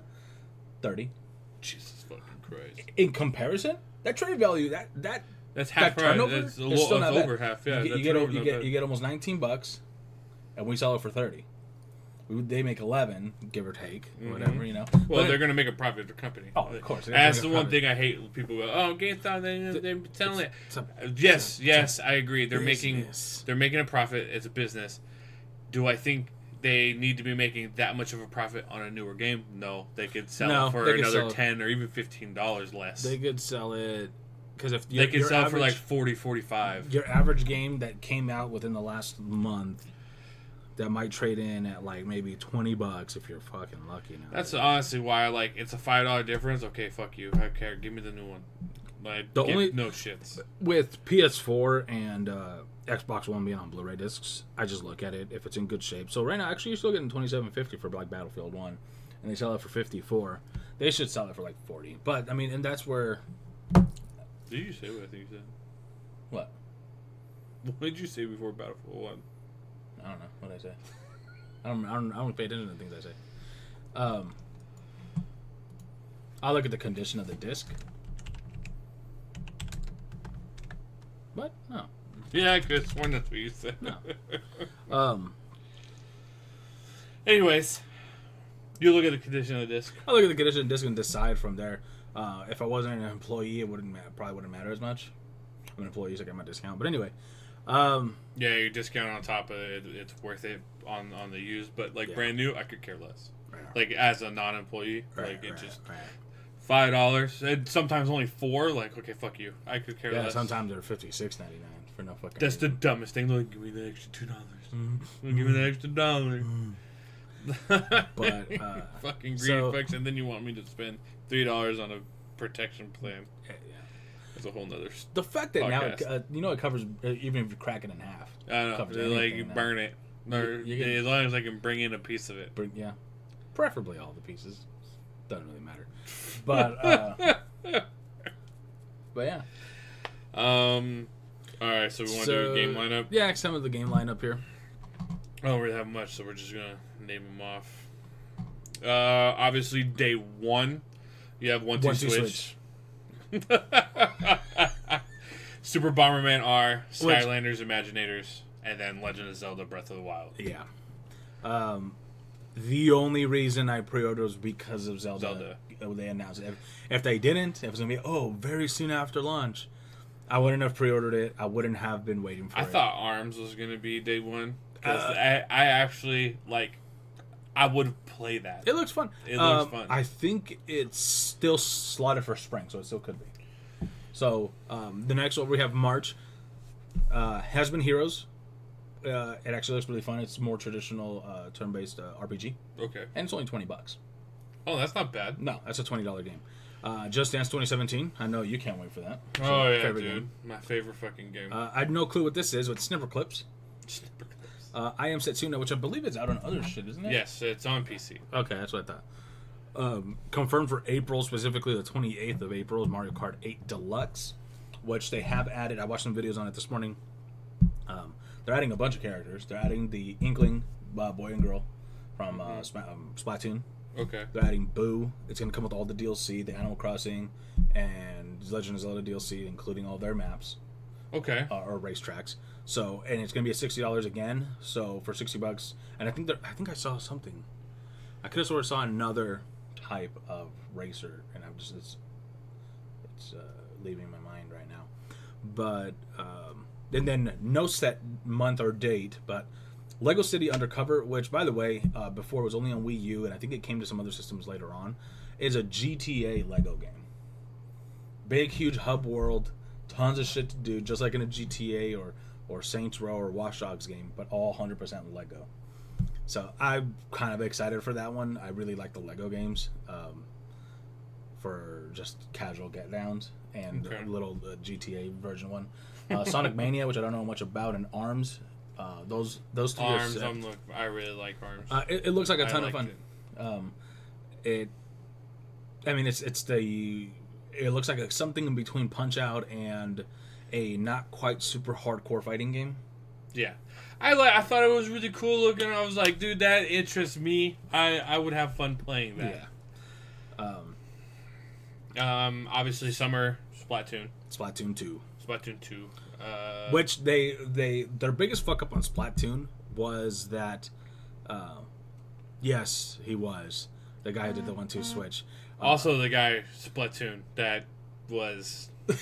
What was that? That's the Japan spectacle though. I know. So the biggest reason that the Vita is the number 2 system sold in Japan right now is because of its fantastic graphics for being a mobile item. Love the fact that everyone in America switched Vita dead, stupid, done, so dead. Over in Japan. Well, I have to give 100% credit to Gaijin Goomba because where I watched his video on YouTube. He lived for a couple years in Japan, and he's talking about how over there everyone is constantly on the move. Yeah, everyone's on the move. That's what they have some of the best public trains, transportation. yes. Trains and buses. People have shit. Yeah, so the Vita is the natural bestseller out there. It's incredible how much more it sells than almost, and then it's number 2 to PS4 and not by that much, which is insane. Yeah. But over there you get a ton of games that we don't get over here. But a lot of their games are super high just in spectacle. And according to Gaijin Guba's words, a game could come out and not be done in terms of its mechanical way it's going to function. As long as it looks good, it sells good. Like if it's a Gundam game and it just plays like crap, but it looks beautiful beyond, you're like, damn, I can make, I don't know shit about Gundam, but you can do whatever the hell you want with Gundam. Yeah, it's going to sell amazingly. That's why the Switch is being marketed the way it is. You can play anywhere with people you go. Oh, cool, I'm on the train with, hey, dude, want to throw down on some arms? Yeah, let's go. Probably wouldn't work really well in that case, but you get the point. Mario Kart or stuff like that you won't have to necessarily move for. But that's where that market is, and I'm hoping that third-party developers, I don't want a U.S. and the rest of the world to get ignored. Yep. Told you. That's probably not a... Came right out. Do you say that word? I probably said trade back Battlefield 1. Maybe. I doubt it. I doubt it. I doubt that I said Black Battlefield 1. We could go back. I guess. September, NBA 2K18. Yeah, I don't care about that. Fall. Skyrim. Clip it, Doom. Clip it. Great. There we go. Clip it and send it to me in a direct message on Discord. Race War. Here we go. If anything, it was a slip of the tongue. It wasn't intended. Yeah. But holiday, I'm kind of not super happy that they're waiting until holiday for Super Mario Odyssey. That looked interesting. It looks like a ton of fucking fun. It's the Mario 64 that people have been wanting. Really? Mario 64 is one of the best acclaimed Mario games. Yes, Mario 64. I know I wanted to play Mario again when this Mario 64 originally came out. I was like, yeah, I kind of want that. Well, because it had the awesome hub. You were in Peach's Castle 99% of the time, and you just that was the main hub, and from there you hop to the different doors, get enough stars, unlock the door, whatever. It looks like it's going to be the same kind of thing. Although I've seen some really funny pictures that people have made up with it. There's one where he's walking, and then there's the really weird looking humans. Because for whatever reason, because here's the thing, on the Game Theorists, they have a whole thing of figuring out Mario's height. According to pixel size and all that kind of shit, Mario's only like 4'8", like at best. He's supposed to be really short. But it has a thing where it's a throwback to GTA 4, and it's got a thing. It's got a picture of Wario, and it's like, hey, Mario, you want to go bowling? It's your cousin Mario or whatever. So it's super funny. 2017 in general, Project Sonic 2017. You sure that's not Sonic Mania? Or is that completely different? It's completely different. Okay. And then to be dated, Steep, FIFA, Ultra Street Fighter 2, The Final Challengers. Yes. Arcade Archives, Disgaea 5, complete. I'm personally super fucking stoked for that. Dragon Ball Xenoverse 2. Not a full title yet. I'm pretty sure it is. No, it said working title. It says Dragon Ball Xenoverse 2 working title. I'm hoping it's a version that's a regular price that it includes the DLC. Okay. So Disgaea 5 mobile. Disgaea 5. I mean, there's Disgaea on Vita. Yes. And I think I own. And there's a bunch of other games too that weren't. Everyone's talking about Steep, dude. I looked at it and like, okay. I wasn't. Steep's already out on the consoles. It's on PC too. I was just like, I looked at it and I was like, okay. And I think there hasn't been a good snowboarding game since like the old SSX back on PS2. Yeah, I was just like, oh. I was never super into them, but they're that like, rally racing, do a bunch of fucking flips from the top to the bottom of the mountain. I was like, it looks good, like visually. Sure. Like awesome looking, but like I was like, you're snowboarding down a mountain. Okay. I don't think I would ever buy Steep. It's just not my deal. It's not my thing. Well, we don't play sports games in general. No, and for all intents and purposes, that's a sport. So snowboarding, yeah, is a sport. Yeah, I care less. Yeah, no. Oh wait, there's more. I forgot. There's another page. Farming Simulator. I know you're excited. I kind of am. You're gonna buy it. Probably. Fast RMX. No idea what that is. Fire Emblem Warriors. Now here's where I was super sad. Sports games, holy shit. Shut up, you played... No, Resident Super, he's saying sports games are fucking... Like, who plays them? He does. He plays Rocket League. Oh, other than Rocket League. That's a sports game. Nah. Cars playing soccer, dude. That's awesome. Yeah, it sounds like a sport to me. I was really upset with Fire Emblem Warriors because I thought it was Fire Emblem, not Warriors. As a Warriors, okay, I played Hyrule Warriors both on the Wii U version and the 3DS version. I gotta say, it runs a million times better on the new 3DSs, and there's actually a significant... It actually has 2 different reviews. It's such a stark difference in how they play. There's a regular 3DS... Games like that, when you have a bajillion things on screen, that's not GPU. That is CPU. And 100%. so the new 3DS has a better CPU in it, so it runs better. But I'm disappointed that's not a regular Fire Emblem game.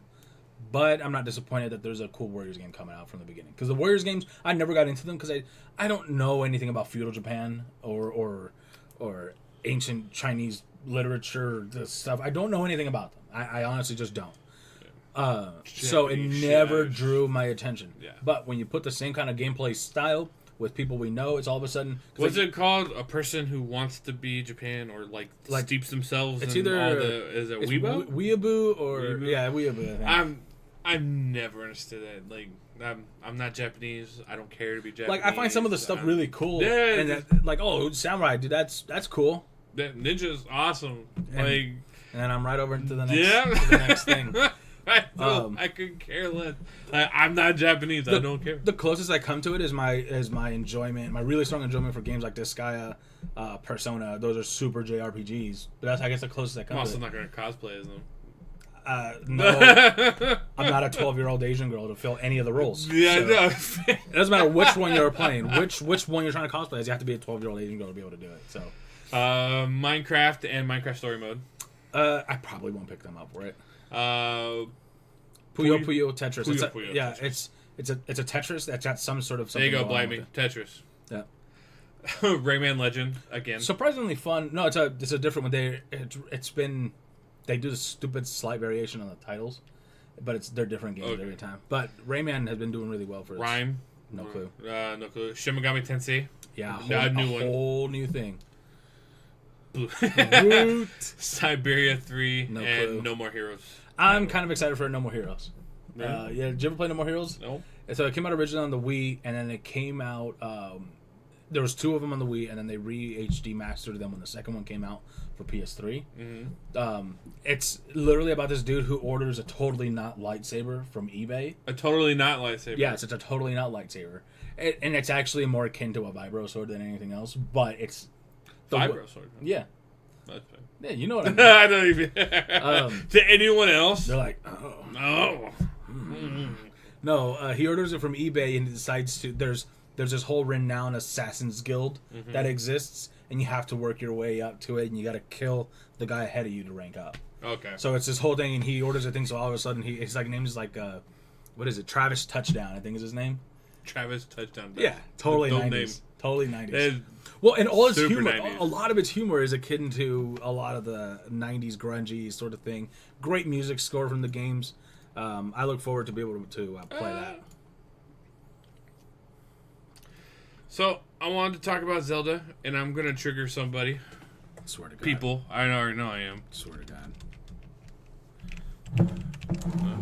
Breath of the Wild. Okay. Me and Sojix already talked about this. We're pretty much on the same boat. Zelda sucks. No, shut up.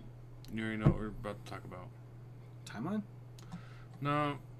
What the fuck is going on, man? I don't know. You keep breaking it. Oh, whatever. Alright. You're definitely in the minority there, Blightme. What? He says he don't give a fuck about Zelda. You're very much a minority. Whatever, I'm leaving it there. I think this is going to be the new best Zelda. Triggered everybody. I already know. Ocarina of Time! Ocarina of Time is my favorite of all time. Or the hardcore purists. No, the first Zelda's the best. Oh, shut the fuck up. No, Ocarina of Time, my personal... actually, Ocarina of Time and Majora's Mask. They're both my favorite. I think I had more enjoyment out of Majora's Mask, but they're both essentially the same with a different story. Like they're the same. They're the same gameplay. Yeah, the same gameplay. Sorta. Yeah, they had the same graphics. They had the same. Right. It was you were a 3D Link in a world. It was. Yeah. I just had more Gotcha. fun with Majora's, but Ocarina. no, I had more fun with Oh, Majora's. you had more fun with I had Majora's, more okay. fun. But yes, I understand that everyone loves Ocarina of Time, and I understand Yes. where they get that from too. Yeah, yeah. But This is gonna be the new best one. I honestly think this is going to be the new best Zelda. The story, the cinematics, the way it's playing so far, the way we've seen everything, I'm betting money. It's the best. AOL. I don't remember. Zelda 2. Adventure of Link. Adventure of Link. Okay. I never remember the acronym. I was like, Fuck yeah, I know I'm right. It's cool, bro. Everyone has their personal favorites. Like I said, my favorites were, Ocarina of Time, Majora's Mask. But honest to God, I think this is going to be the one everyone's like, oh my God, it's the best. It's the best Zelda game. It's there. I see it. Yeah, I see it too. And not just for, like, this new generation. I think there's going to be a lot of, like, converts that come over. And then you're going to have your peers that go, no, it's Ocarina of Time. Yeah. The people who don't like change. The people who are gonna find something wrong with it. Mm-hmm. Oh, Link would have never done this. Shut the fuck up. Just Yeah. I'm probably inclined to agree. I do reserve judgment until we play it, but Obviously, yes. yeah, but from I mean, everything we see, it just looks phenomenal. I mean, yeah. Phenomenal. for real. He hits me up every now and then. Just say hi. Fucking love him. Just say hi. He's the best manager in the world. Miss him. But I mean, God. I mean, what can we say? It looks amazing. The fact that I'll never have to take a shit without Zelda again. I know. You'll never have to shit. You don't have to shit without Zelda. You can take Zelda with you. Never again. No, come on, Link. Let's go. Let's go. Let's go do this. I hope that there's. I'm hoping there's a decent length to the actual overall story. I would be supremely surprised if it's not. Your theories on where it begins, the Well, timeline. the trailer itself says 100 years ago. I don't remember line for line what it says. Yeah. But when if you watch the trailer, which we would love to show you guys, but it would immediately get flagged down if we did. Fuck, I hate Nintendo. If you Go watch the look it video, where he specifically the part where it says 100 years, you see it's just maybe a few frames. You see the Deku Tree, you see the bottom of his lip and the top and the bottom of his mustache. It looks exactly like Ocarina of Time Deku Tree. So my thought is, and I want to put together something nice for this for maybe next week, because I want to read the Hyrule Historia. We have that at home, so I want to try to get a good grasp of where this is going to be at. But I think this is specifically going to be 100 years after the events of Ocarina of Time. Majora's Mask doesn't take place in the exact same thing, because Ocarina of Time is my favorite because of the fact that it splits the timeline. Yes. Down in half. Adult Link going into Continue Adventures to then Young Link, where none of those events happened because Adult Link stopped them. So yes. I think this takes place 100 years later, and which is because the reason it's all a little mucky is because Wind Waker also for sure takes place after Ocarina of Time. But it just depends. So on the there's a great timeline flood. and everything. There's a great flood, but in this, what I find really interesting is when you watch the things, there's a lot more technology in this Zelda world than in any other before. Yes. Especially in the first opening scenes where it's like, Link, open your eyes, because there's the day after their announcement in New York, they had an extensive gameplay available.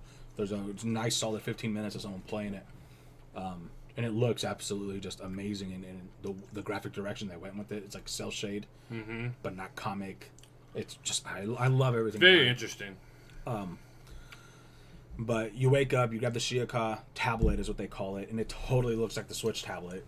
And it's like he grabs it, it flips over, and like a little screen flickers on. So the fact that there's some kind of real technology like that in the world is interesting.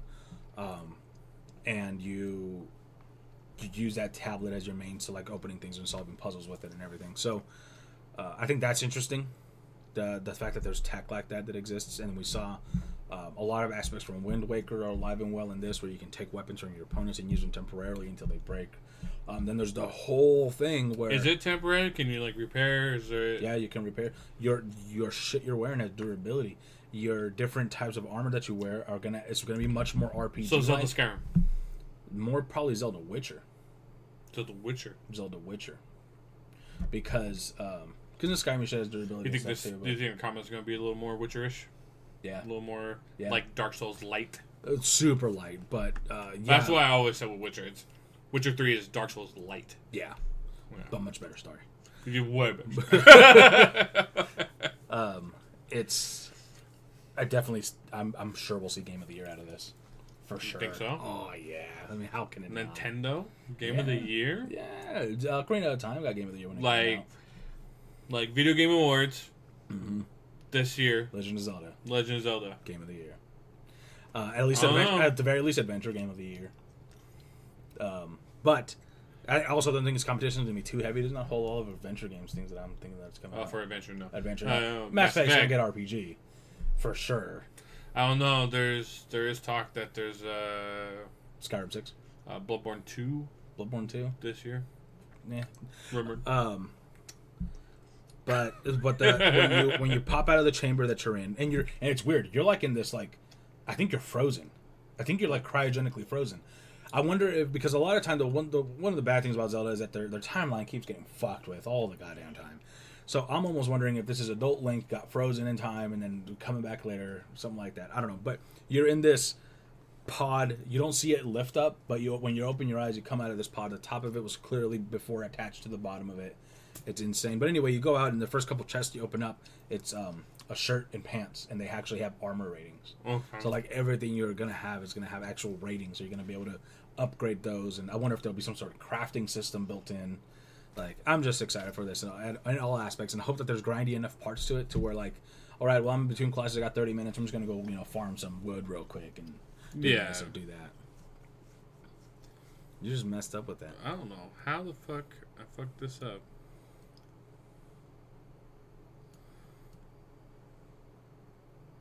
Whatever. It's just bugging me now. Yeah.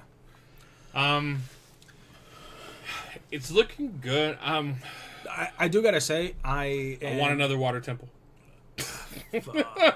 There will be one. There's always something. There's always something. I do gotta say, I feel like they're falling quite a bit flat on day one lineup.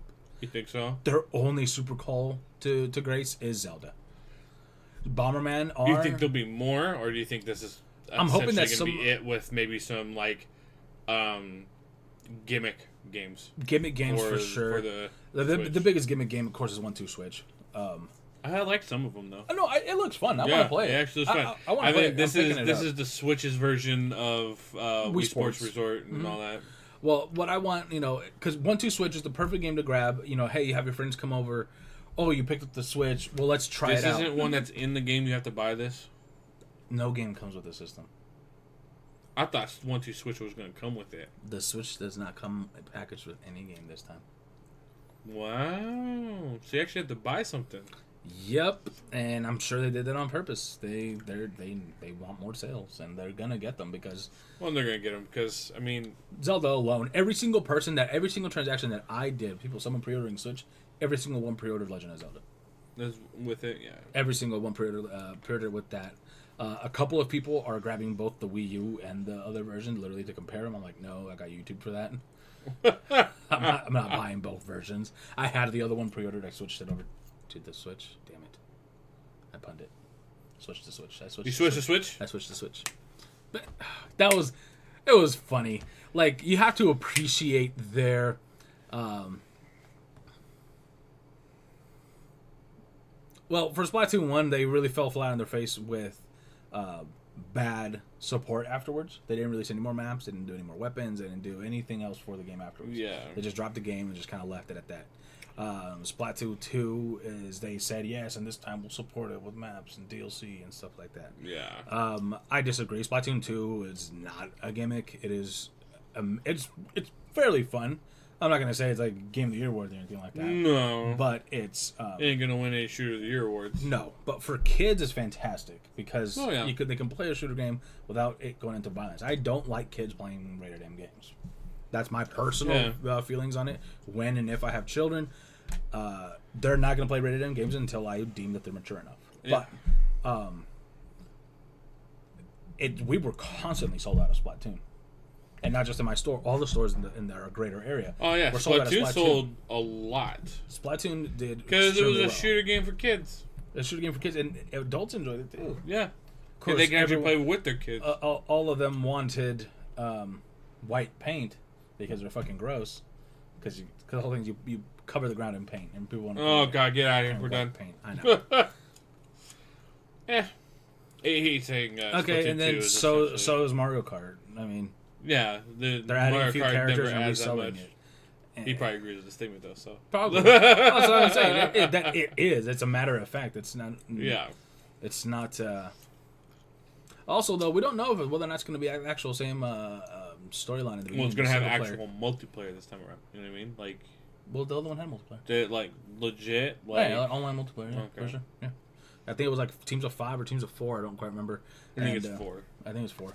And it's whichever team covers the most ground in paint. It sounds super simple, but like if I paint, you can paint over it, and you kill each other too. It can be quite competitive. It's pretty fun, pretty addicting.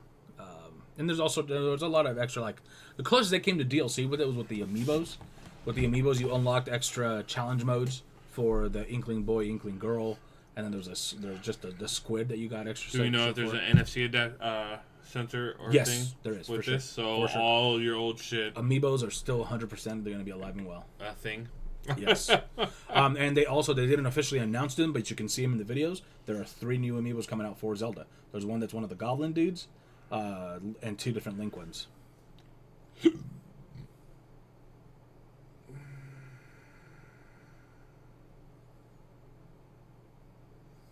I don't think it's a new rendition of the IP.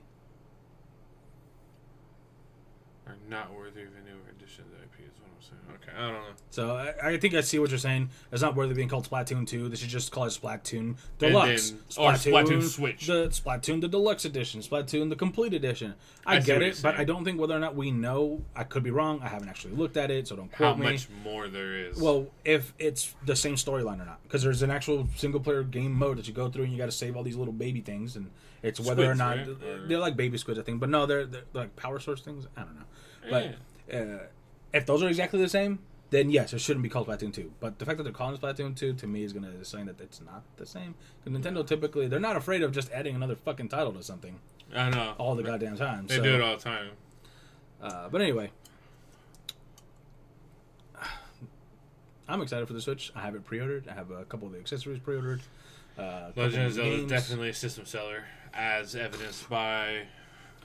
every time someone's getting a Switch, they're getting Breath of the Wild. So yeah, I mean that, and of course that's just my experience with it, but it's indicative. Oh yeah, of course. A lot of people were coming in. Yeah, they were saying the same thing. Yeah, if Zelda didn't get announced day 1, I wasn't going to pre-order it. Yeah, and Nintendo knows that, and that's the reason it got pushed back as long as it did. I'm sure the game's been done for quite a while now. Oh yeah, I'm sure it's been done. They specifically held it back from Wii U for this. Yeah. Is a Wii U version even coming now? Yes. Or did they cancel that? No, it still is. Well, because I think canceled. They may have learned their lesson with Twilight Princess, because for Twilight Princess, it came out for GameCube first, and then it came out for the Wii U later on, or for the Wii. For the Wii later on, and yeah, the Wii version didn't get as good sales, especially since the Wii could play the GameCube games. they cut their own market a little bit. They cut their own foot off. Oh, I could just. Oh, okay. Okay, well, that's nice. Well, that's nice. So next. No, I do want to make a prediction that the next set of big systems, I'm not making a prediction. I'm just gonna say I will not be surprised if they go cartridge. Yes. No. If we go back to flash-based memory for games, you essentially get a USB stick with a game on it. Here you go. I wonder whether or not what has a lower manufacturing cost. It's cheaper. It is cheaper? I believe so. Okay. You don't have to develop... You also have less moving parts in your system. True. So less failure rates. That is true. And when and the other thing is, when something's broken, it's fucking broke. There is no, hey, take it to the shop and then just fix your get a new laser, new laser, and disc me. But yeah, flash-based cards, because that was the thing. It's funny. We have this circle of life thing happening. We started with flash-based tech, moved over to CDs, DVDs, and discs. Or let's just say discs. And then we're coming back to flash-based. Because I think Blu-rays were able to do 80 gigabytes of storage on there, which is not bad for most of your games, but Flash, we see, is going to be able to do a lot more. Yeah, stability and cost beat the shit out of CD and Blu-ray all day. Yeah. Oh, yeah. I mean, we're definitely going to go back to that. I'm happy with it because then there's I'm not worried about my games getting scratched. Like we said earlier, the biggest concern is the game's getting lost. And getting scratched on the gold plating on the back on the pins, but that's not even that big of a deal. You just don't leave them laying around, just like everything else. Wait a minute. Are you saying that people should be an adult with their things? Yeah, that's crazy. I don't know, but no, honestly, less moving parts in your system. You have it's faster. Yeah. Way fast. Loading times are super fast. And then it's just so much easier. It's just so much easier. Yeah. I definitely see it going that way. Anyways, I think that'll do it for our podcast. Any plans for this week? My first week of school. So what day? Tuesday's when I start, but Tuesday. This semester I have class Monday through Thursday. Monday through Thursday. I decided to not put it all into one day, because that's a fucking long ass day, and I'd just rather not. I'm tired. I'm tired of having. Have you thought about doing that one Saturday a month all day class?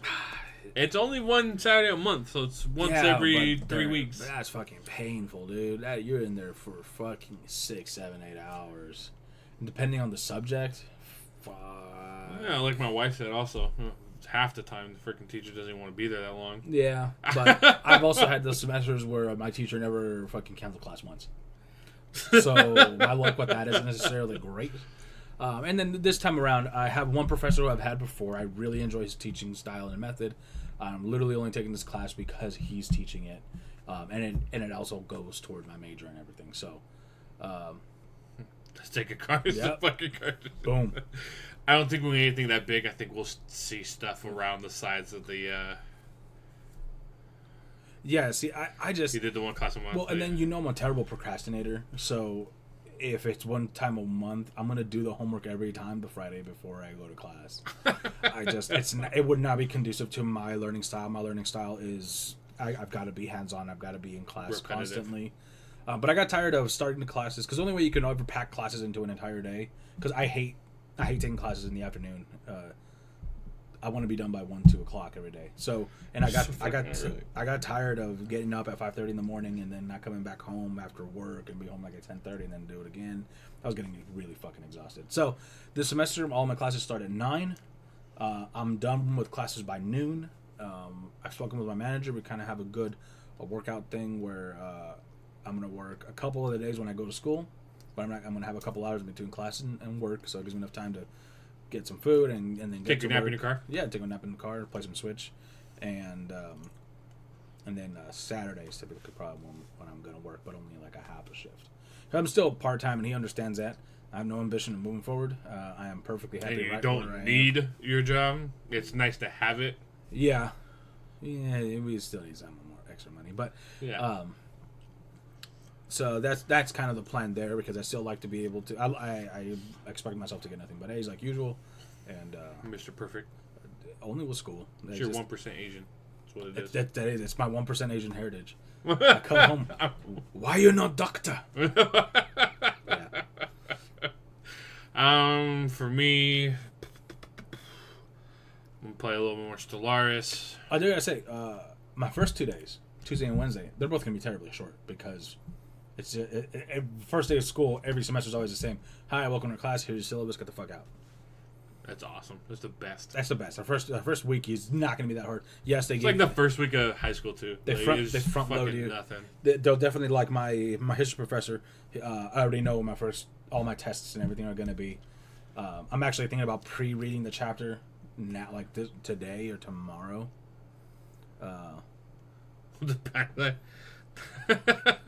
Special travel games? No, I'm sure. Like I said, I'm sure there's the AC adapter. I'm pretty confident you can be able to plug it in straight to the Switch and just charge. Mm-hmm. And they're not hard to plug right in, dude. So when you're mobile and you're sitting in your car, if I was in like a third world country, I'd probably be more worried about it, or or survival. But we're America, so yeah, we're kind of fine. Yeah, we're kind of fine. And even then, 2.5 hours at the lowest. At the lowest. That's fine. That's more than enough while you're out and about. I'm never gonna have that much time in between the things that I'm doing outside the house ever. You have a max of 2 hours between your classes, anyways, or between that and school. You have drive time, and then you have the walk to your car, and then the walk out of your car to get there. So I mean, you're not even gonna use hour 45 minutes tops. That's true. If you're 80 like you don't have to worry. That is true. If it makes you feel better, you're still younger than this guy. Get the fuck out of here. I think he's just going off of what you called him. No, I know. But no, 2.5 hours is more enough. I mean, for an adult that's running around for an doing adult shit. with a life who seriously studies and who seriously works. Not serious. My job isn't serious, but No, but I don't play games. Even if you played on, say you have a normal 8-hour shift and you have your 2 breaks and a lunch. You're not even gonna scratch. I almost always go and shut my eyes over my breaks. Yeah, you're never going to fucking scratch that 2.5 hours. One thing I don't believe has been addressed at all, and I was gonna mention earlier, but I forgot, was Mii's. If that's still gonna be a thing, because it exists a lot strongly now on the 3DSs than it does in the one that we use. But if the Mii's are still gonna be a thing, and if with them the street passes are still gonna be a thing to complete puzzles and all the little mini games and stuff that exist that way. I hope that continues because I really enjoy collecting the puzzles. They're really cool art on them most of the time. Like I just finished up a really cool Never sword played them, looked at them, don't know shit about it. You never really had a 3DS long enough to really care about it. It's not stuff I care about. You also don't leave your house, so you would never get a street pass. Yeah, that's it. So, I mean, the funny thing is, I'd have a mobile handheld thing that I'd never really use outside the house. Well, like I said, and we that's why I'm like, I would love to have those games that I love, a Fire Emblem game, this, a fucking Pokemon. I love to have that shit on a home console. And we addressed this before. The mobile part of it has its audience, and it's not us. No, yeah. I honestly don't know that I'll actually want to carry my $300 system with me everywhere I go. I probably won't. And the other thing is, when I'm an adult. When I'm out of the house, I'm busy doing shit. Yeah. Like I'm not gaming, and if I have to wait for something, I usually don't have to wait that long. I have my phone, read some news. Although I gotta say, watch some videos. Late last month, mid last month in December, I had to go to the DMV or read a book. Thank God I had my DS on me. Yeah, my phone was almost dead, and I happened to have my DS on me, and I was like, "Fuck." Whenever I leave my house, I take my my battery bank with me now for my phone. Yeah. So even if I'm low or whatever, I'm good to go. Carry $1,000 worth of tech on me a lot. If you start counting up everything that you have. I mean, technically my phone is a $700 phone. Yeah, $700 phone. There you go. There's over a half. There's 70% of that price right there. Right there. If I happen to have my DS with me, it's another. Well, mine was only $100. Okay, so 800. There's 80%. 80%. Do we want to count my watch? Count your watch. It's a few $100 watch. Yeah, there you go. So I'm at 1,000 there. My shoes were probably $30. That's footwear technology. Plus lap time. Plus, you know what I'm saying? Yeah. I mean, if you count your phone alone, dude, most phones are around $600-700 in fucking price. Yeah. So, speaking of, February comes around. I'm up for a thing. I'm thinking about getting the Google Pixel. Yeah, I've had it for 2 years. Believe it or not. I guess how they work it, it's not years. It's based on how much you've paid. So if I have half of this paid off, then I'm good for an upgrade. Case, yeah, I've been good for an upgrade forever. Yeah, I only owe a very little bit on my phone now. Where I'm thinking about not doing it. You think about keeping that? Well, my phone's having problems in general, but that's right. I no longer care what kind of phone I have. Honestly, if I could, Thinking about going back to a flip phone. if I could, I would to go back to a flip. I phone. think they still have flip phones. I know Metro sells them. Okay, well, I'm not getting a flip phone. Because if I do, then I have to carry my Switch. But Get an S7 so you can get a Gear VR. Get the fuck out of here. I honestly don't. So I have a thing when it comes to VR and shit. Like, I'm not gonna spend that much money for a VR game for my phone. No. Like, there's gonna be no games I'm honestly gonna be interested in that are on my For the phone gear. for VR. No, nah, fucking thing. what about the experiences? Like the little experiences you can buy. I'm Like- not spending that like- much money on VR. If you got it for free though with the S7, Oh, you get the Gear VR for free. so you get it for free, but say you can buy one of those I don't apps want where the like S7 though. where like you can let's just for example. Okay, yeah, So yeah, you yeah. could experience the Smithsonian. That'd be kind of cool. You know, that'd be kind of cool. Maybe like 1 or 2 times I'd use it though. Probably. Probably. I honestly don't know. Like, honestly, someone's like, "Here, get an S7, you get a Gear VR, or Sure. go get a Google Pixel." Like, I'm probably gonna pick the fucking Pixel. The Like, Google phones look cool. Like I'm not gonna lie, if I only ever got a bigger phone because when I sold cars and I can use it to show people their stupid fucking math. Oh, 1.0 done and $250 a month. Grats, that's $15,000. I think you have it right now. I think we got a Pinto in the back. So Watch it. Let me see. Okay, now that's another thing that I would like to do with VR though, and where I think VR is going to take off in the entertainment industry is not necessarily. those left turns in VR, man. Hell yeah. NASCAR would be dope in VR, especially if there's a crash and you like get to see it and you're like right there. That'd be fucking dope. Left turns just don't excite me. I like NASCAR, but that's me. Well, you're white trash, so Yeah, that well, makes you sense. know. Well, and you're Native American, Yep. whatever. Yep. Yep. Mm-hmm. Native American, Irish. How do you feel about those land grabs? I don't like it. Dakota Access Pipeline? Get out of here, you illegal immigrant. Okay. No, I think that's one of the things that where VR is going to take off, and I think I've said this on a podcast before, is Same difference. no, it is that in the entertainment industry outside of gaming, I think VR is going to take off a lot more. Yeah. Is because pay-per-view instead of pay-per-view, VR per view. VR view. Pay per VR. You're gonna get there'll be like different seats and there'll be different levels of. It's like, oh, you want to pay for this for Yeah, your front row you, seat? Bam, yeah. Here, there you pay go. the same amount for a courtside seat as you would if you were in real life for your VR. I mean, and that's really cool because, like, say you're a sports fan of. Let's just say WWE. Like, sure, sure. It's really big. It makes a fuck ton Once of money. again, Yeah, I white know. trash, I yeah. hate it, but I did real wrestling, so yeah, I despise it. like right there, like Yeah. you're right fucking there. MMA. Well, even like say you're a huge fan. In Yeah, it's education, just for that school, too. for education. That could be fucking dope. Do you actually have a teacher that comes into class into a front of cameras? It's in front of assload of cameras. God, as an aspiring teacher, that would be so fucking boring. God damn, I wouldn't want to do that. As a teacher, you're talking to goddamn cameras. And they could probably ask questions, I guess. You probably have like a laptop or something. You that have a they're thing asking where you questions. push a button and a light goes off on the thing, and like he's set You're up like- fucking cards you're for like- names. Camera number that one. Mr. Sojax, whoa, what question would you like to ask? Yeah. No, You I could no, do that's it. totally Yeah, cool. it's a possibility. No, Like, absolutely. the things that you can do with VR is actually kind of cool. And I see where that being prevalent. I honest to God see VR being a massive Training component. simulators. Not even that. I just see it being a massive component in our daily life eventually. It's not just for gaming. I mean, sure, it's starting off with gaming. Gaming kind of Is spawned what's it, propelling it, yeah. but I don't see it.